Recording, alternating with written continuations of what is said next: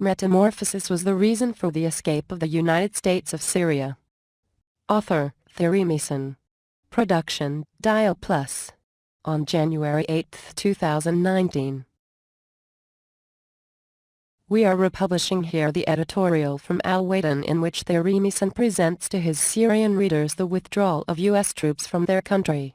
This article includes certain data which has been ignored by the Western medias, and which throw light on the way in which this decision was taken by President Trump with his Saudi and Qatari allies, and his Russian partners. Syria was transformed into a battleground for nations from all over the world. It was where the United States and Russia faced off. On 20th of December 2018, Washington decided to withdraw without compensation. This date will be remembered in the history of the world as the most important since 26th of December 1991, dissolution of the Soviet Union. For 27 years, the world was unipolar. The United States were then the world's major economic and military power, and the sole masters of events. 3 years ago, overtaken by China, they lost their economic status. Next they lost to Russia their status as the primary conventional military power. They have now lost that of the first nuclear military power, faced with Russian hypersonic weapons. President Trump and General Mattis have kept their promise to abandon U.S. support for the jihadists, as well as the promise to withdraw their groups from combat zones in both Syria and Afghanistan. However, for Mattis, the end of the anti-Daesh coalition uniting 73 nations around the United States prefigures the dissolution of NATO. As a soldier, he cannot accept the risk of being deprived of alliances. On the contrary, President Trump states that the fall of the United States does not allow them to wage war, whatever it might be.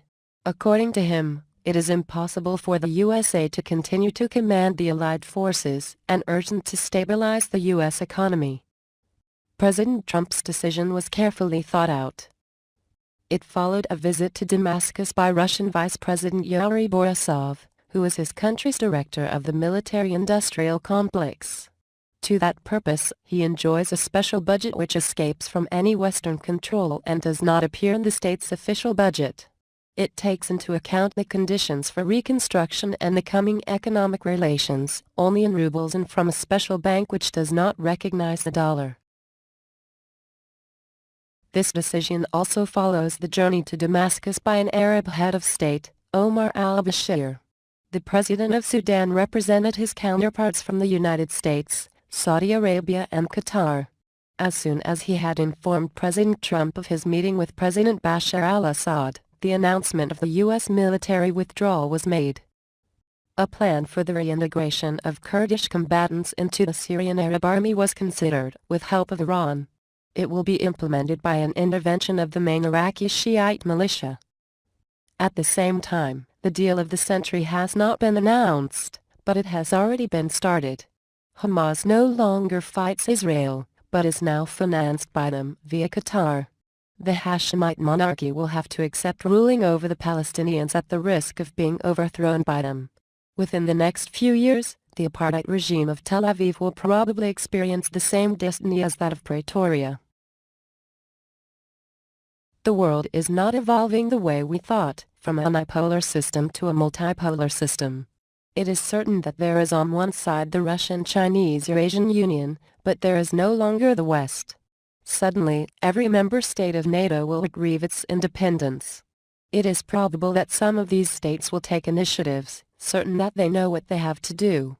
It is even possible that they will wage wars against one another. Everything that we have learned about the world is finished. A new era is beginning. Author, Thierry Meyssan. Sources, Al-Watan and Voltaire Network, Damascus, Syria. Translation, Pete Kimberly. Production, Dialplus.